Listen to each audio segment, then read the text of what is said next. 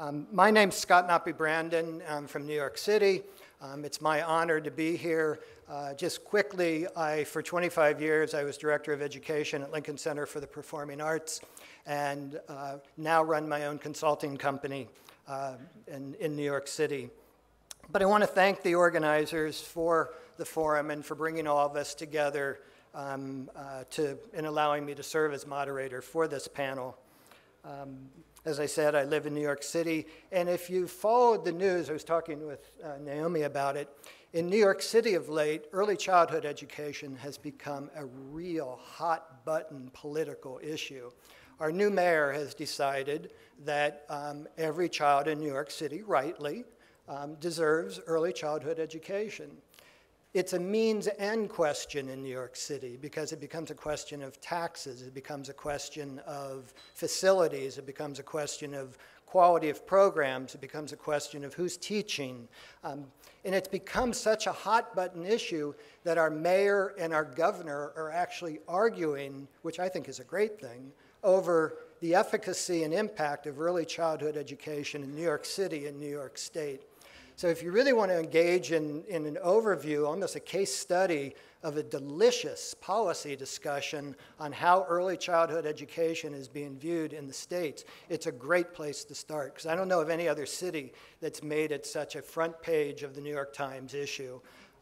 We like to joke in New York City that usually takes a ritual sacrifice of a teacher to get even on the metro section. Getting it on the front page is never going to happen. So this session, as you know, is punctuated, and I'm thrilled to have our panelists here, distinguished panelists here, to talk from their perspective about early childhood education. But before we get into the panelists, I'd like to introduce James Townsend, who's our STIR innovator.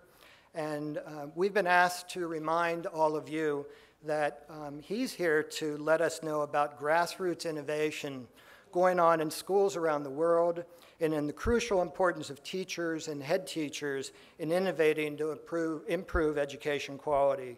James, once again, is from STIR, STIR Education, and it's an NGO that's creating a movement of teacher change makers in India and Uganda. James, please.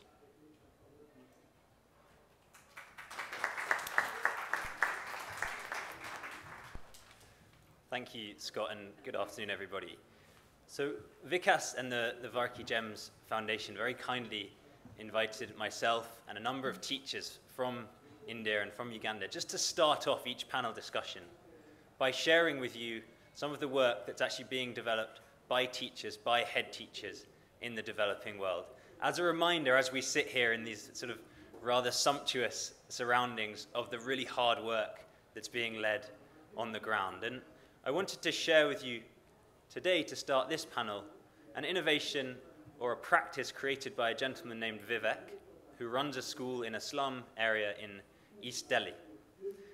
And what he found was that the parents who were bringing their young 3-, 4-year-old children to his school desperately wanted those children to succeed. Like nearly all parents around the world, cared very passionately about how well they did at school. But the parents themselves had not been exposed to a particularly good education, if they'd been exposed to an education at all. So Vivek realized that what he really needed to do to help them understand and to change their imaginary of what actually goes on in school, particularly in early childhood education, was that he needed to bring the parents into the school as well. And so now, at his school, on a monthly basis, he invites all of the parents of the grade 1 class to come into the school, and they demonstrate to the parents some of the methods that they're using to teach the children. They ask the parents to practice it, they do it together, so that the parents also learn some things they can do with their children at home.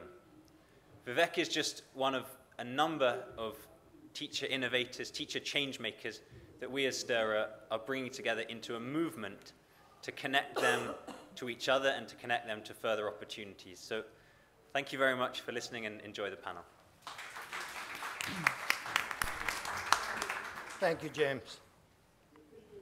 So the structure of our panel today, I assume similar to the other panels, is We're going to ask each of the panelists to speak for several minutes about a topic or a question that each of them has received in advance.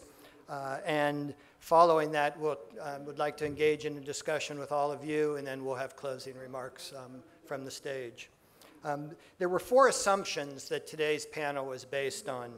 The first is that investment in early childhood education remains one of the most cost-effective investments that can be made, not only within education, but within society as a whole.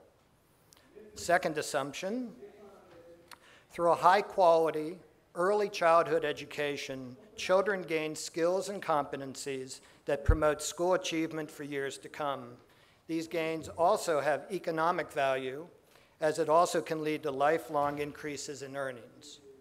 Third assumption, despite these seemingly non-controversial truths and the tremendous promise offered through early childhood education, many children around the world still, irregardless of economic development that exists within the country, do not have access or equal access to high-quality programs, evidenced by what I started with in New York City. Certainly a wealthy city, great access to economic resources. It's also important to note that access alone is not the issue. We must also be concerned about the quality and the focus of the program. With that in mind, over the last day and a half, as an educator, I always listen for what I call the wordles. And I listened for the could, should, or if statements that are being made in a presentation or in a written document. What are the words that keep being used over and over and over again? If you think back to the last day and a half, certainly scale, technology have been used, but we've also heard a lot about dreaming, creativity, innovation, public-private partnerships.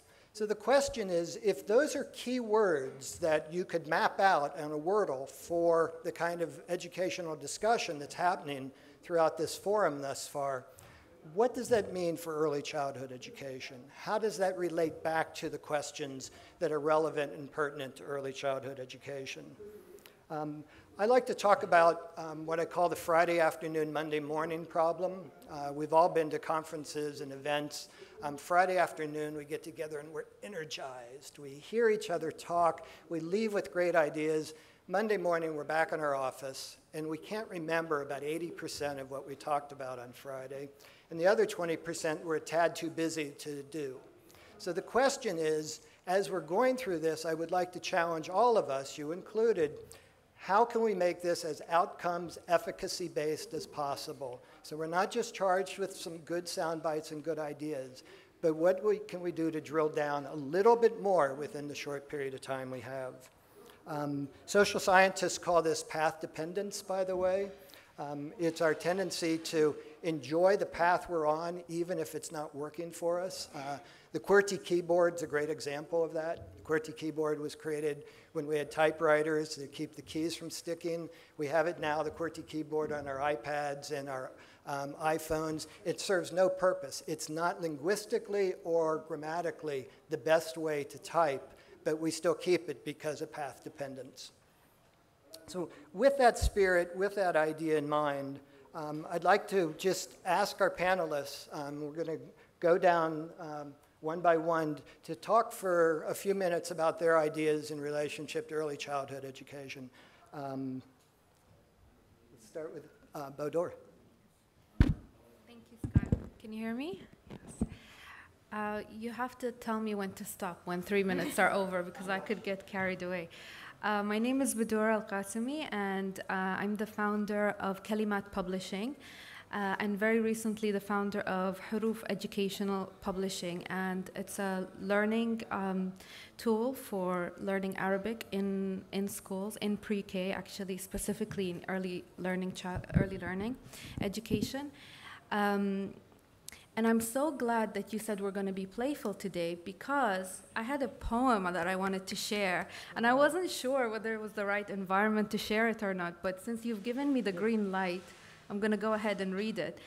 When I think about actually early childhood education, it worries me to think about the future that we're preparing our children for. And I always remember this particular poem that I'm quite fond of by Khalil Gibran, where he says, "Your children are not your children. They're the sons and daughters of life's longing for itself. They come through you, but not from you. And though they are with you, yet they do not belong to you. You may give them your love, but not your thoughts, for they have their own thoughts. You may house their bodies, but not their souls, for their souls dwell in the house of tomorrow, which you cannot visit, not even in your dreams. Their souls dwell in the house of tomorrow, which you cannot visit, not even in your dreams." So we're preparing our children for a future that we're not sure of. And we're saying that we need to give them the skills for the future, and yet we don't know what that future is. And it humbles me, actually, to think about that and to think about my own children and what I'm preparing them for. But what I do know is that given the right environment, given the right conditions, children will grow and learn and flourish. And so as people in this field and as advocates for education, we need to ensure that the environment that we're promoting, especially for early childhood education, is the right environment. And you think about early childhood education, it's the foundation of learning. It's the first rung on the education ladder. And if we get it right, I believe that a lot of the work is done if we get the beginning right. And another point that I just wanted to touch upon is that children are natural learners. Actually, the curiosity in children, there's an innate curiosity in all children that is natural. And it's quite easy to spark that curiosity and their imagination at a young level in early childhood education.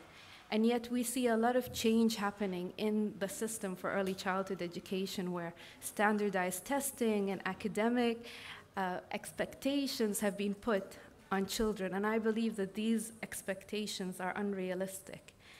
And we see a rise in a lot of mental problems in children, a rise in the number of children with ADHD, a rise in aggression in young children. And I believe a lot of that has to do with the unrealistic expectations that we're forcing on our children.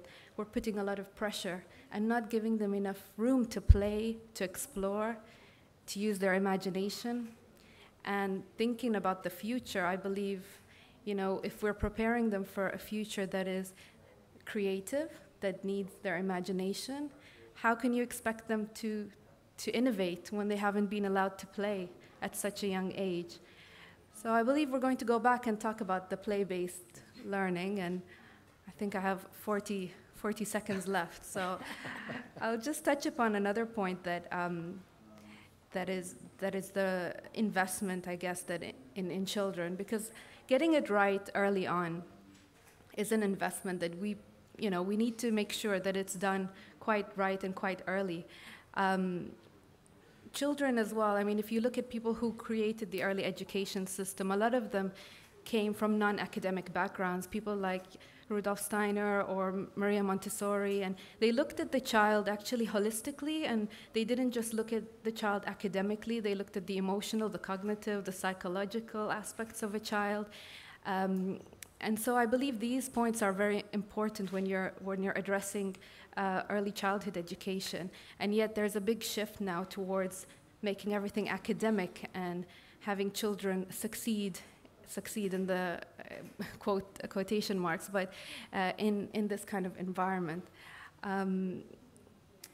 Actually, if you look at experience, a lot of people have done research on children who've been given opportunities to play and explore and use their imagination at a young age.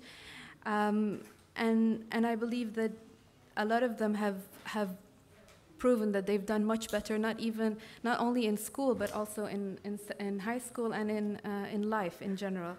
So I don't want to take up too much time. I'll leave some space for questions. Thank you. Thank you, Nick.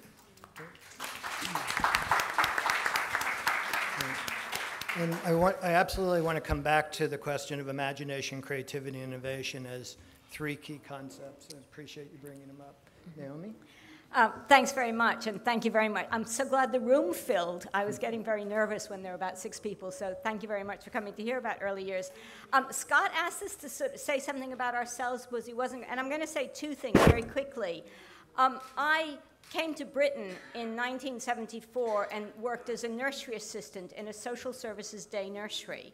Nursery assistant was the bottom of the rung on childcare workers. I am absolutely certain I am the most senior civil servant in the British government who ever worked as a nursery assistant. They all came from very academic backgrounds. I'm an academic as well, but I actually worked as a nursery assistant and eventually was in charge of the entire early education system for England, but they wouldn't let me teach in a nursery school because I wasn't a teacher. So they allowed me to run the entire system, but not to teach in a nursery school. I went into early education. This is picking up Scott's point about sitting in seats. So I'm kind of old, and I'm from the old hippie days about, you know, deschooling society and Somerville and all that stuff. So I chose to work with very young children, preschool children, because the onus was on me to be interesting. And anyone who's ever worked with 3- and 4-year-olds knows when they get that glazed look and they're bored and they kind of wander off. Well, I was determined that it was my job not to make them sit in seats and listen to me, like you poor guys, but my job to be interesting, and I would know when I wasn't interesting because they'd get glazed and wander off. That's why I went into early years. So the question about when does education start for me is the wrong question. The question is, when does learning start, as you said. And learning starts, some people think before birth. I have my doubts, I have to say, but definitely at birth. There is no question that learning starts at birth, and there is no question that that natural curiosity is inherent in newborn babies and inherent right through childhood until some poor kids, it gets lost at school. But the thing I want to say to you, which is really important, is that the critical period for language development is the first 24 months, the first 2 years, and virtually everything else depends on language development. I don't just mean school success. I mean children's abilities to solve problems, to solve conflict, to make their feelings known. So, sorry, my best story about this is that my colleague's son was the first grandchild in the family. And when her sister had a baby and he saw his grandmother pick up the baby, he said, "Put that baby down, I'm your special boy." Now, what was wonderful about that is that he knew how to express his feelings. He didn't thump the baby, which is what some younger cousins or siblings would do. He could express his feelings because he had language. So that notion about language development for me is extraordinarily important in conflict resolution and in almost every aspect of life. So you can tell that I use language a lot. So will getting early years right save money later on? Well, the answer is yes, but. And this is a really, really important issue for me.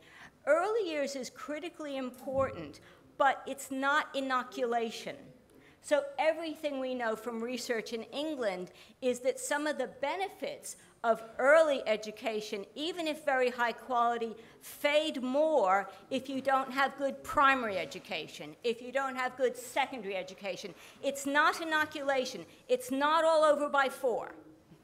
We have to keep investing in our children. It is not a choice. And one of the really important things is never too early, but never too late. So I get very upset when people say, oh, the brain development, it's all fixed by 5. First of all, it's nonsense. It's not true. But also, in policy terms, it's extraordinarily dangerous because things happen to children after they're 5. And we have to be willing to invest in children throughout the age range, not just under 5s, but certainly the under 5s will set the stage for building resilience later on, but it isn't inoculation. What does quality look like? Well, a couple of things. One is that there are structural aspects of quality that it's easy to regulate in terms of policy. So staff-child ratios, staff qualifications, group sizes, physical space, all these things government can lay down. What government can't do is good pedagogy. The interaction between the child and the adult is about the qualities that that adult brings. The warmth, the intelligence, the attention, the persistence, the patience, because sometimes it's really boring to be with very young children. But it is the quality of the staff As Clinton says, the most important thing is the quality of the people working with the children. He is wrong about the most important impact on child outcomes, because that's home learning environment. I'm sorry, mums and dads, it's you. It isn't the teacher. So it's home learning environment that's the most important thing. But in terms of building quality into our early years systems, you can have the shiniest toys in the world if you don't have high quality, attentive, attuned staff. And one thing, I once was recruiting staff, and anyone who said I love children didn't get the job, because it's like saying I love dogs, I love goldfish. All children are different. Some children you like, some children you don't like. The quality of the staff is about being able to work with the ones you don't like very much. None of us, I hope, like all children, because certainly I don't like all adults. So my final lines are about why such inconsistency? Why is there some good quality and some bad quality? Well, part of it is the staff. We don't pay people enough, and we don't attract good enough people to work in early years because we don't pay them enough. But the other thing, finally, is that there is a tension between early years programs which are designed for female labor market participation and early years programs that are designed for child development. Government thinks you can kill 6 birds with 1 stone. You can, but there are some limits. So the more you do it for female labor participation, you will want more hours for less money to make work pay. Work doesn't pay if you have to pay incredibly high childcare costs. But if you try to make more hours for less money, you'll lose the quality. And there will always be a tension between quality and quantity in early childhood education and care. Thank you. Thank you, Mary.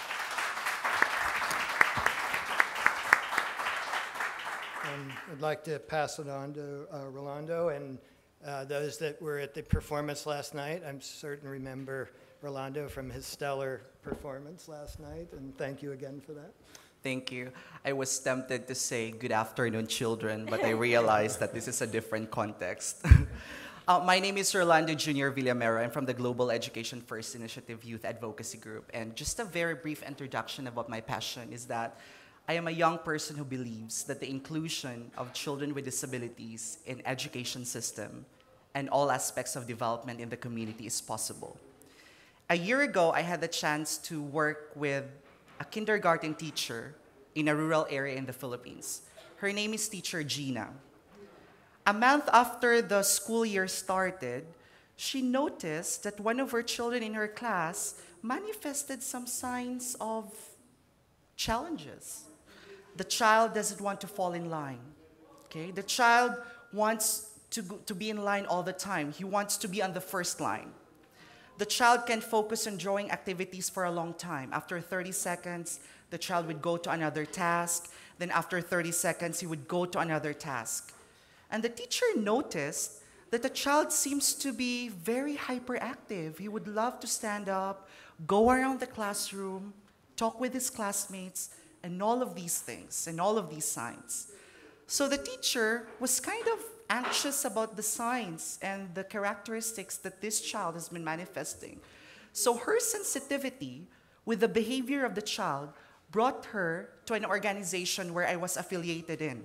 So she approached me and she said, "Do you mind if you can assess and work with one of our children and see if the child has special needs?"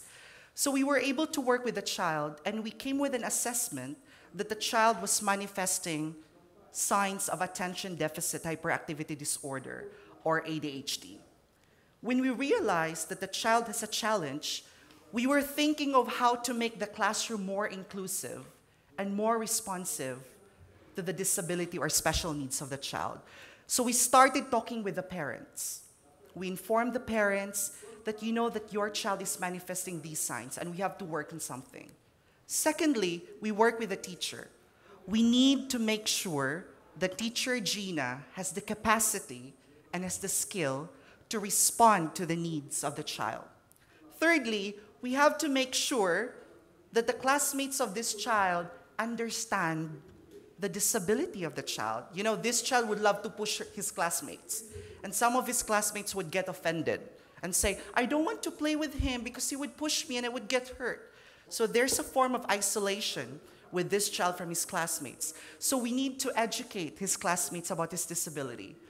And one important thing that we did was we needed to make sure that the activities within the classroom would respond to the needs of the child.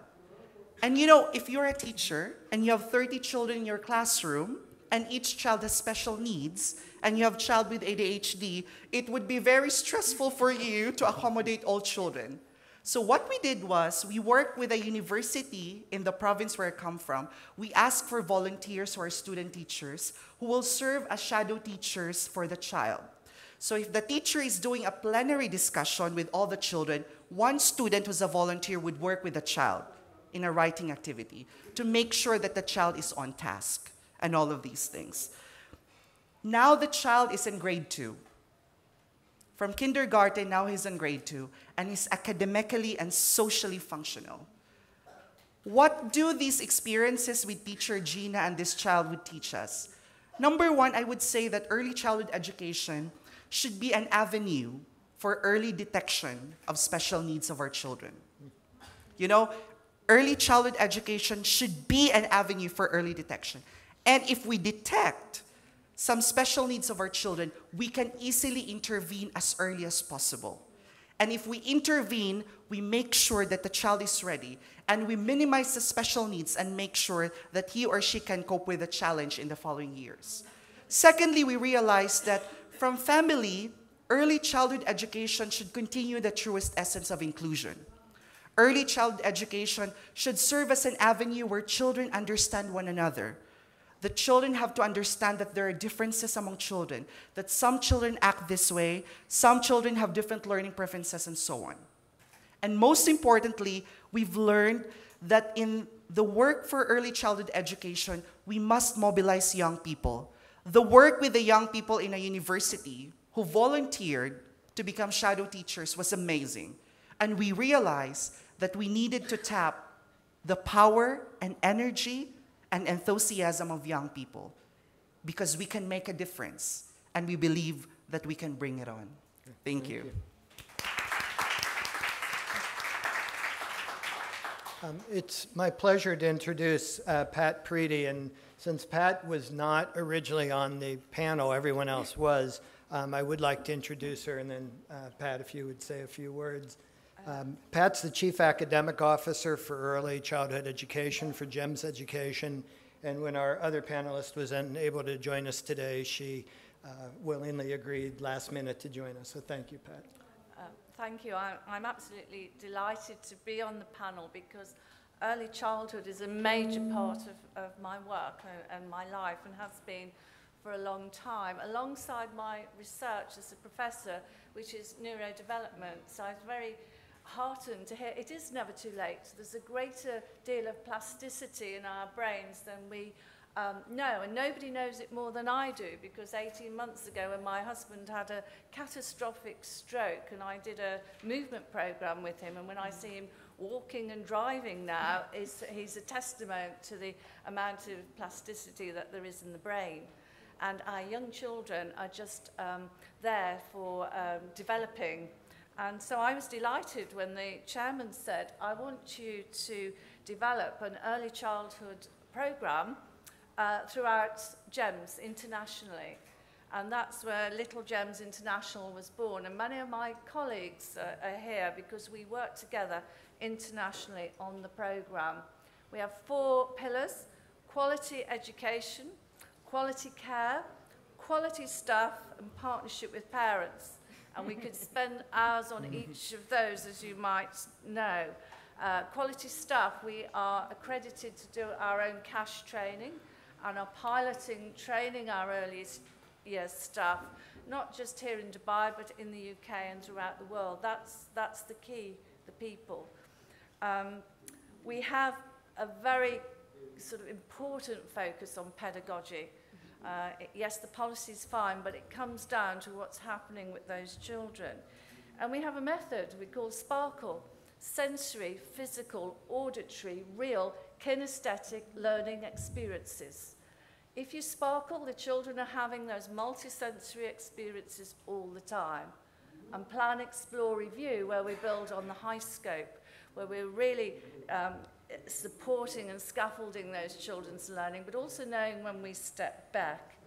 And then we have some programs that we work on as a team, from mini scientists to world languages to the stretch and learn. So in my few seconds, can we move? Okay. Please. Could you stand? I need to follow me.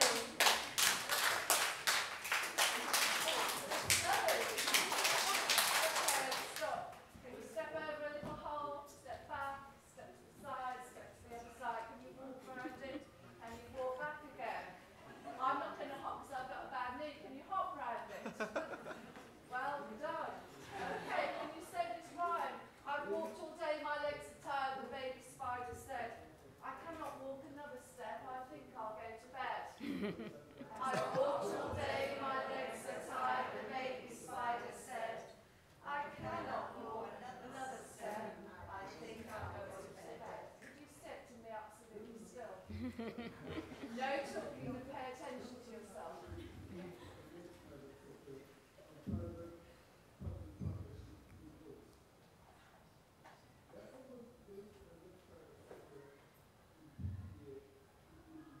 What do you notice?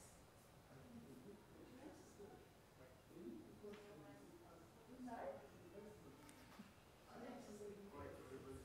Quiet. Attention, absolutely. When we do work on the balance, we actually improve the auditory processing. The information from the auditory system and the balance system goes down the same nerve. So by improving balance, we increase auditory processing. This is the time to do your direct teaching, your phonics, whatever. Notice anyone else been out of breath? Did you have to do a lot of exercise to get that effect? No. A little of absolutely the right input can have an enormous impact. So do the right thing at the right time, and then you can make a great difference. I'm going to stop with that. Thank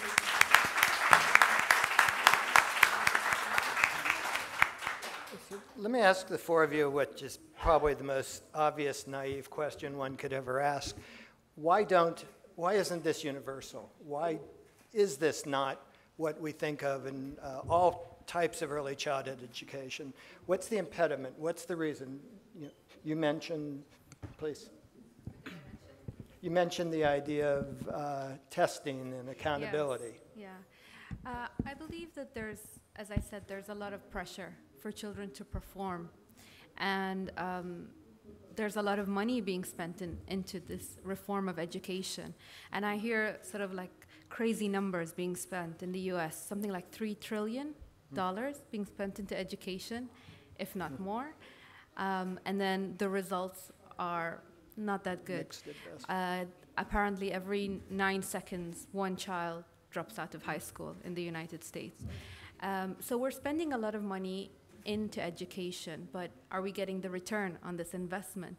And I think we need to go back to basics, as I said, and see what children need right now. And we've all sort of like shared the same belief that it's a play-based education. Children who play have better vocabulary, they have bigger attention span, longer attention span. They can, they do better actually at maths and literacy. They're more confident. They're socially more confident, and I believe that that's the kind of education we want. Now, how do we get to that education? And I believe restoring play back into the early childhood education is very important. Investing in teachers. We've heard a lot about that today. Everyone's saying we need to invest in our teachers. We've heard from former President Bill Clinton using the example of Finland. And I hear a lot of people as well comparing the Finland's experience in education with other countries. And what he said was that they only take the top 10% of people and employ them into education. And they also place a very high status on teachers, which I don't believe is being done in the rest of the world. In the UAE, for that matter, I don't think that's the case. I think teachers are not being paid very well, and they're not given the status that they deserve in the community. And engaging with parents, and I believe a couple of people touched upon that as well today. Getting parents engaged in their children's learning is a very, very important process. So I think these three pillars are very important in education. Makes great sense. Yeah. Well, I believe that as much as we want to have a universal perspective on early childhood education, we have to critically identify that we come from different contexts, and that one context is different from the other. One country has a different background, has a different culture, religion.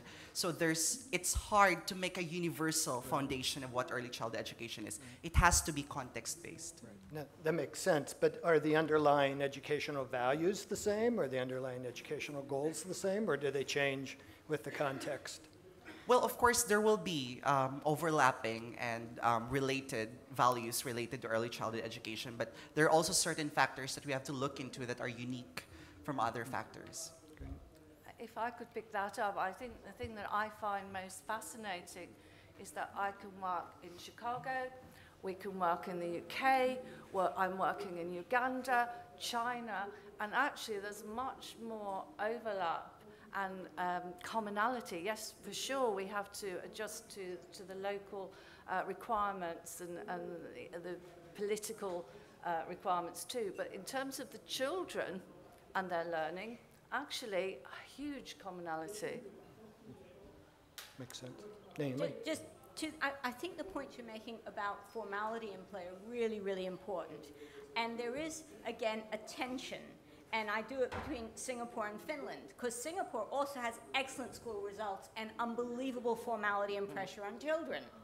So, so we see parents getting more and more anxious, and therefore they think if they start earlier, it will be better. Well, why don't we do that with driving? Why don't we let children learn to drive younger, because they'll get better at it? This is a really good plan. So there is an issue about that's a practical outcome. Yes. There is an issue about understanding when people are ready. Yeah. And there are something, boys in particular, many boys are not ready to learn to read at 3 or 4. And Finland doesn't start formal schooling till 7. So that's, but the problem is that the play-based curriculum, which I believe in, people think is easy to deliver and doesn't require high levels of skill because of the word play. So both factors work against us in getting the kind of quality we want in early years. We need really, really good people to develop, to deliver a play-based curriculum. And I agree with you entirely about formality. I want the early years to be pushed up, not formal schooling to be pushed down. Yeah.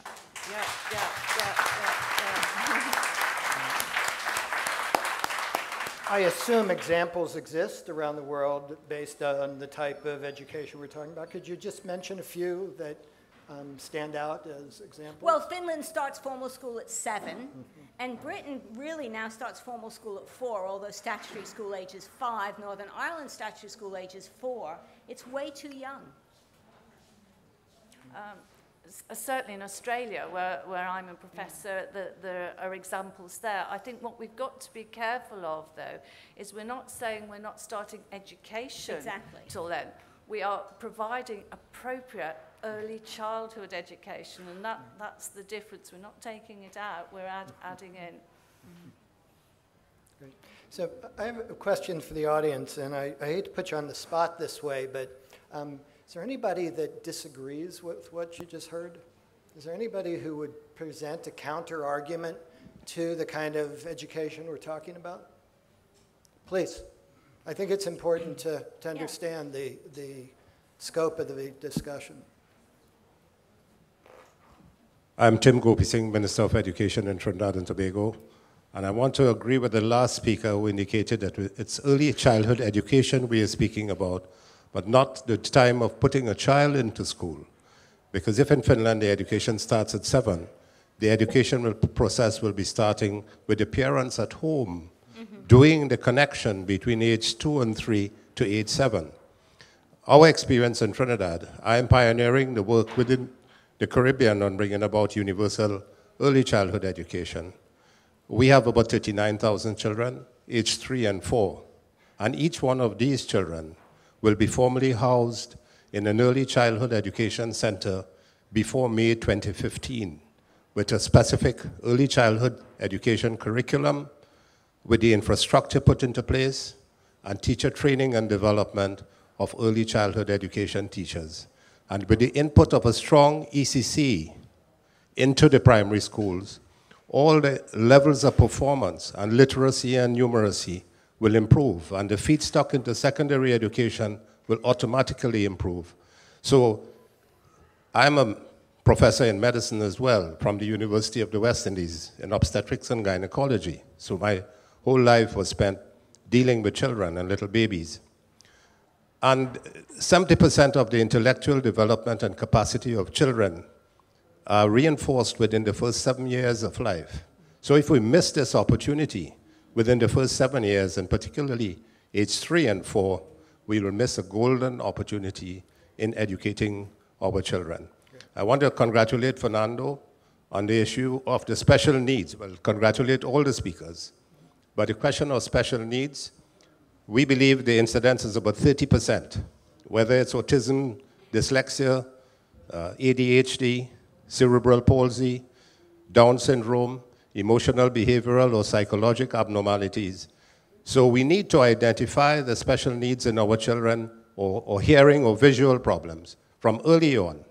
Train our teachers to identify them, ensure that we manage them, and we mainstream them in the full education system, not to take them out, but to keep the inclusive model in education. Thank you very much. Great, thank you. Thank you. Is there anyone else? Because once again, we have the A-team of play-based, progressive, constructivist learning. Who can add a question to the discussion that either challenges a perspective or furthers a perspective? Hello, my name's Karen Giles. I'm head teacher at Bodour Primary School in Wembley.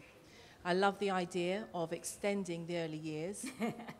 However, we're caught between a rock and a hard place. You know, we have the phonics screening check at the end of year 1, and we also have SATs at the end of year 2, and so on and so forth. So that's our challenge. How do you feel we can meet that challenge? I can pick that up as a reporting inspector for independent school inspection. Yes, there are those tests in place. I also was on the PIPS team that developed the PIPS baseline, so there are other assessments that you can use to add to those assessments. What I would say is the evidence from the PIPS is that if you have that quality early childhood input, and I've been a principal myself of an all-through school from 3 months to 18, actually what happens is your SAT scores go up. It's a byproduct. If you focus on saying we're going to falsely try and put that test score up, actually, overall then, you get a drop in the standards. So my strong advice is always put in what you know is the quality education, and then we'll fight and talk and discuss, because we've been doing that, what are appropriate assessments for those young children. And the children I worry about are into year 1 and year 2, and actually we had the discussion, we think early childhood should include up to year 3, right? And in fact, in terms of brain development, the times of the brain kind of clearing itself out is at 3, 7, 14 and 21. So our breaks in education, particularly in the UK, are at the wrong place. So push the SATs to one side and do what we know is right. Great. Please, another question? Take a couple more. Well, thank you so much, and I would really like to thank Rolanda for bringing the issue of the challenges certain children are facing. Nobody mentioned the challenge of domestic violence, of sexual abuse of children, which are fairly common, actually. We know from the statistics. And early childhood education provides an opportunity to identify some of those problems and deal with them.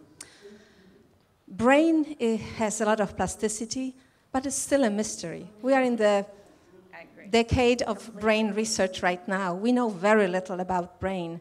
So the breakthroughs that you were talking about, understanding the brain development and impact of safe, nurturing childhood and good nutrition, I think there's enough scientific evidence that it actually spurs brain development in a way that is very hard to do it later on. So I understand that it sounds very negative that you will not be able to catch up, but it's not like we have scientific evidence that it is possible to catch up. So I would like us to be more cautious about biology and understanding really brain development. But I would like us to address the issue of safe childhood, because I think it's very, very critical. Is an issue any of you have dealt with directly that you would like to comment on? I mean, I agree with you entirely. On the catch-up, it is about the odds in any individual child. So there are certain things where it would be impossible to catch up, but there is a very wide range where it is possible. And I think you're right. We are in very early stages of understanding the brain development in terms of policy, and I'm very nervous about making policy based on incomplete science.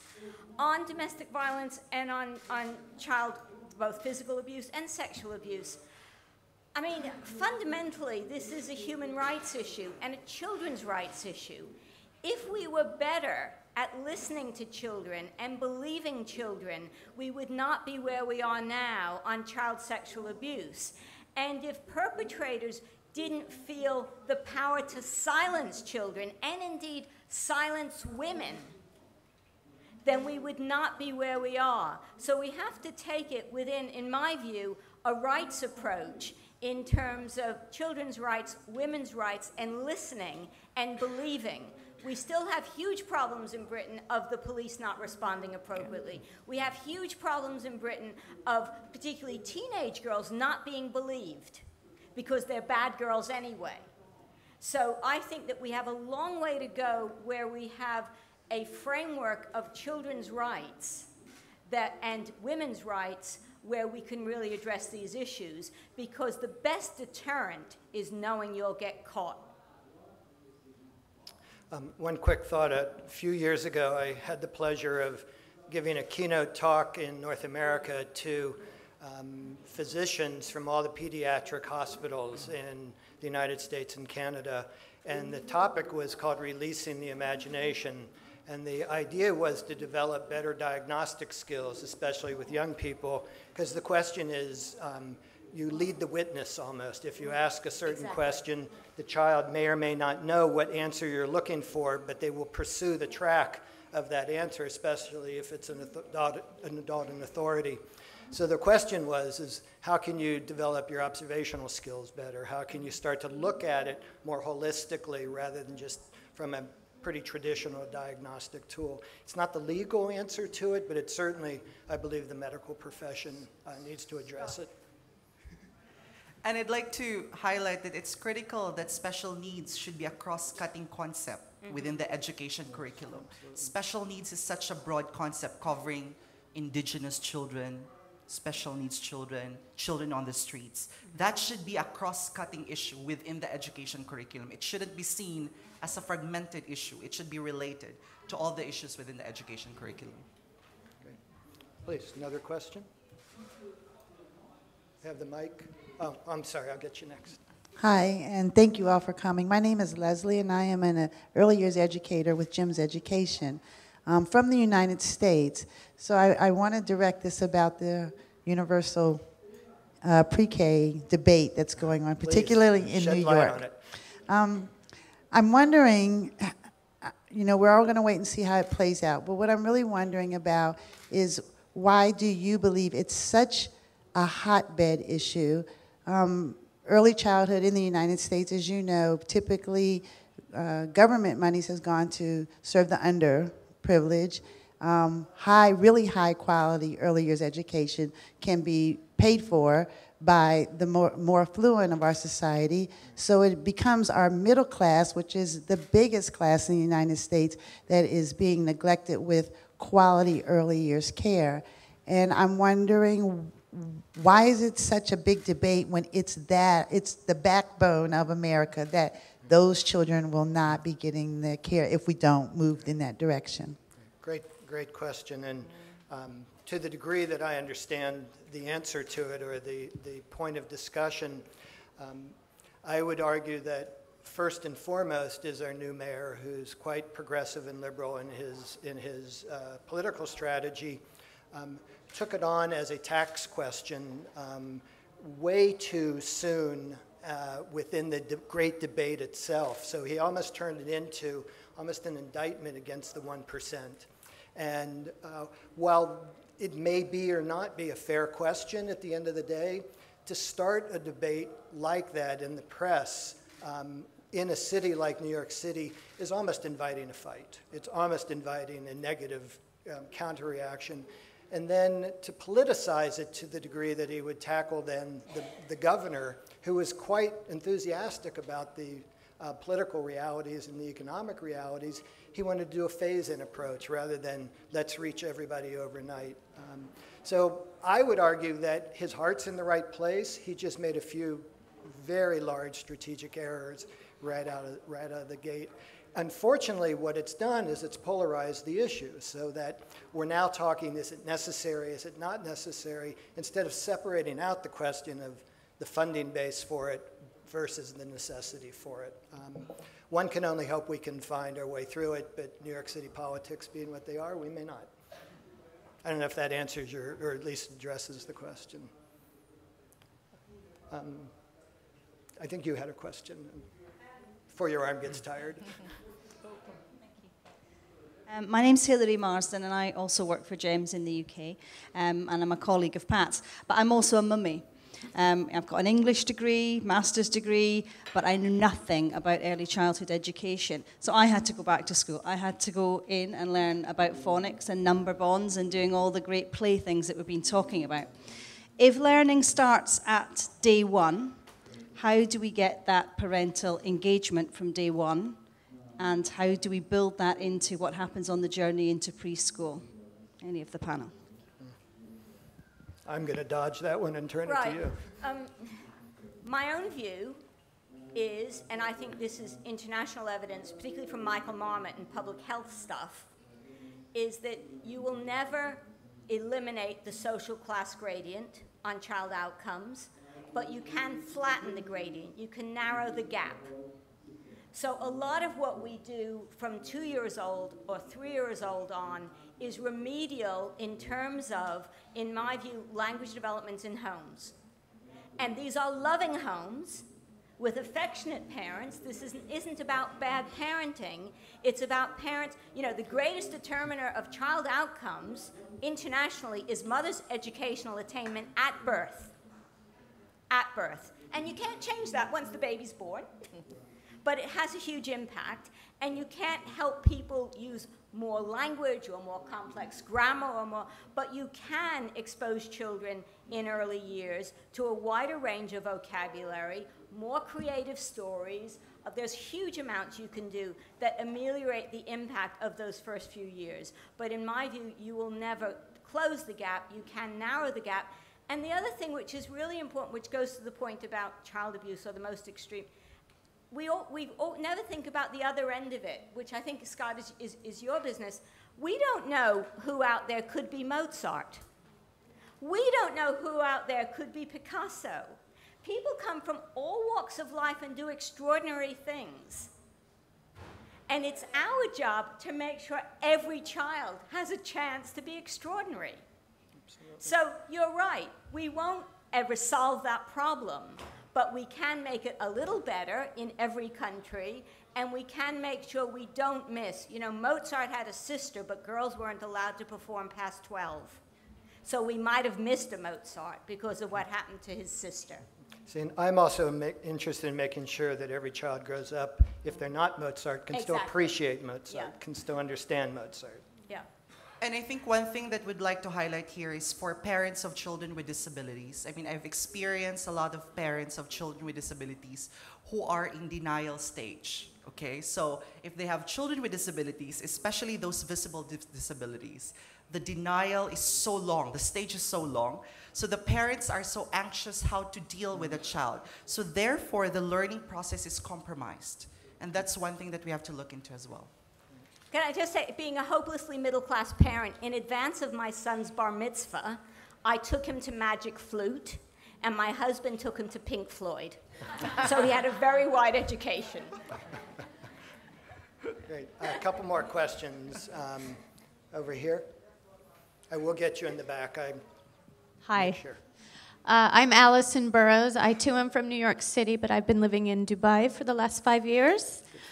I wanted to bring up something that takes forward what you said. Something that I see that is a big deficit in early childhood education is we're so focused on academia that children are not developing critical skills that they need for the rest of their life. Social interaction, emotional intelligence, problem solving, and something that I'm very passionate about, which is nutrition and wellness. This is why I walk around with the superhero carrot.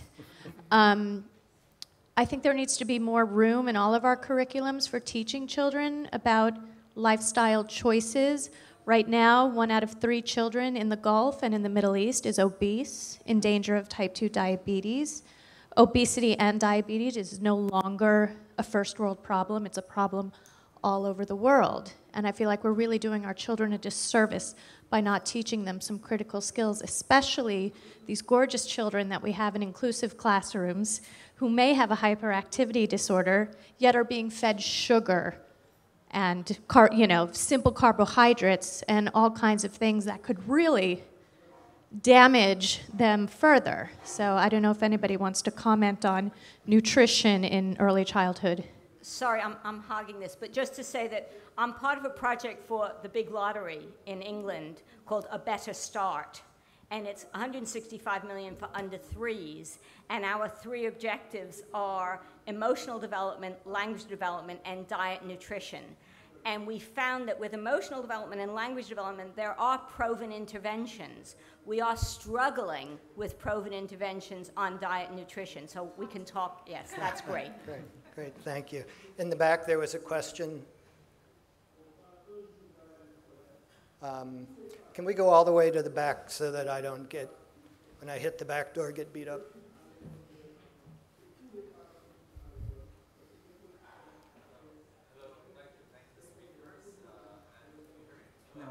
Barely. Thank the speakers. My name is Bassem from the Learning Curve Holdings, and I think we're all in sync with one major issue. It's kind of the white elephant sitting in the room, and it's how do we create an environment where you can inspire teachers to get into the system and pay them well, motivate them, get them into the picture, because we've been focusing about the academia, all the other good stuff, but we haven't been talking about how do we get the teachers inspired to get into the system so that we're able to deliver world-class education for the kids and at the same time at a very economical level. So this seems to be a major challenge even within our business where we're recruiting the talent, and human capital is very essential, and we understand that we really need to pay big bucks to get the right teachers in the right positions to deliver those fantastic curriculums. And again, that hurts the business, and not the business per se, it hurts the capability to deliver this quality of education to the underprivileged children. I mean, I think it's fair to say it's a question in education at large. Runs across all grade levels, all discussions in education. So thank you. Unless there's a quick comment. I've got a quick one. We've been tackling that in terms of our staff training. And in our settings, in our schools, are very many brilliant teachers, believe me. It was harnessing them and sharing what they can do. And we can do that through a learning platform. We can do that through training them to be assessors and trainers.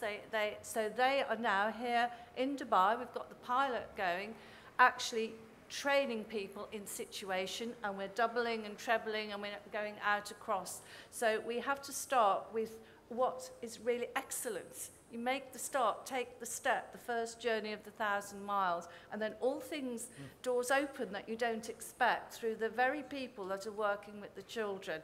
And you're very welcome to go and visit any of the settings here in Dubai. And believe me, you'll see some wonderful, dedicated teachers and assistants. I'm sure that's true. We're going to go to the schools tomorrow to see. I believe it starts in teacher education, and we make sure that the curriculum is holistic to the needs of student teachers. In the Philippines, unfortunately, education as a course becomes like the second choice of students. So if I fail in the nursing profession or nursing course, well, you just go to the education as your course. So there's a problem with the teacher education at the start. So we're producing teachers that are not, first of all, teaching is not really their passion. Number two, with all the external factors happening within the education system because of lack of motivation, so they become ineffective in their teaching. So. Great. So we have really time for one more question. Oh, Scott, can I just quickly add something? I'd also like to see, I mean, we spoke about this earlier today, but to see some governmental organizations like the ministry relinquish some control and give that back to the teachers, because I think they're doing some wonderful work in schools, and if they would just listen to what teachers are doing and learn from their experience and give them some responsibility, I think we'll see some great changes happening. Good point. Great. So one more question, gentleman right here. I apologize to anyone else who, it's been great exercise, I hope. Thank you very much. My name is Tendai Mtana, and I'm the Minister in charge of Children and Education in the County Government of Mombasa. Mine is a request. In Kenya, and I'm sure in most of the East African countries, the issue of assessment within early childhood development is largely missing. The impact of that we've been able to establish within Kenya is that by the age of 15, 70% of our children are out of school. And one of the things that we're looking to do is to plug that by being able to include an assessment within the early childhood development, which is basically 0 to 8 years. So it would be helpful if we in Kenya, because I know I have two of my other colleagues in county government here, it would be good for us to hear what kind of models we would put in place, because I can hear that there's models that are applicable in the UK and other places of the world. Thank you. We're out of time, and I hate to keep everyone, if you wouldn't mind afterwards coming up and speaking to the panelists. With your permission, I'd like to close with the words imagination, creativity, innovation were mentioned earlier. And I'm standing up here and I'm watching this amazing graph being created based on this visual graph of our discussion today. And I want to thank you for that. But I'd just like to leave you with a definition. My work over the years has been looking at imagination, creativity, innovation across all of education, and in fact, looking at the relationship between culture, commerce, and education. Imagination for me is the ability to think of things that could be otherwise, to ask what if. And much of what we're talking about today can only happen if we're willing to ask the what if question. And especially young people who don't have the mindset or the ability to think of things as if they could be otherwise. We have to give them that permission and the skill set to do that. Creativity is imagination enacted. It's the manifestation of it. Innovation, which is what gets so much press, it gets so much ink, is when it pushes the form. So if we're starting with innovation as the outcome, we always have to backward map it back to creativity and imagination. And what better age to start at than in early childhood? When we're not taking it out, we're enhancing it and keeping it in within the work of the great educators. I want to thank the panel. Couldn't be prouder of you. And the audience, thank you. Feel free to come up and ask questions, post, and once again, thank you.